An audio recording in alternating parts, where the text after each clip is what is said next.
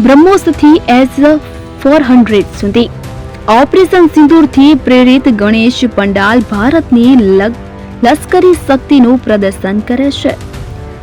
ઉપ્પુગુડામાં શ્રી મલ્લિકાર્જુન નગર યુવા કલ્યાણ સંગઠને ગણેશ ચતુર્થી માટે ઓપરેશન સિંદૂર થીમ આધારિત ભગવાન ગણેશ મૂર્તિનું અનાવરણ કર્યું કે જે ભારતીય સૈન્યનું સન્માન કરે છે. રાષ્ટ્ર 27 ઓગસ્ટે ગણેશ ચતુર્થી નિમિત્તે ભગવાન ગણેશનું સ્વાગત કરવા માટે તૈયાર છે, જે દર વર્ષે લાખો શેરી પંડાલો માટે અનન્ય થીમ્સ, ઉજવણીઓ અને મૂર્તિઓ સાથે યોજવામાં આવે છે.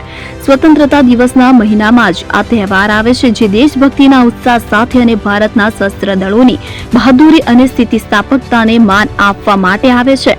હૈદરાબાદના ઉપ્પુગુડાના એક મંડળે આ વર્ષના ઉત્સવ માટે ઓપરેશન સિંધુની થીમ અપનાવવાનું નક્કી કર્યું છે. શ્રી મલ્લિકાર્જુન નગર યુવા કલ્યાણ સંગઠન એક અનોખી ઓપરેશન સિંદૂર થીમ આધારિત ભગવાન ગણેશ મૂર્તિનું અનાવરણ કરવા માટે તૈયાર છે, જેમાં બ્રહ્મોસ મિસાઇલો, S-400 રાઇફલ અને આર્મી મોડેલ થીમ જેવા તત્વો છે, જે પ્રતિકાત્મક છે. ભારતની લશ્કરી શક્તિ આ મૂર્તિ સ્થાનિક કલાકારો દ્વારા લગભગ 6 લાખ રૂપિયાને ખર્ચે બનાવવામાં આવી છે.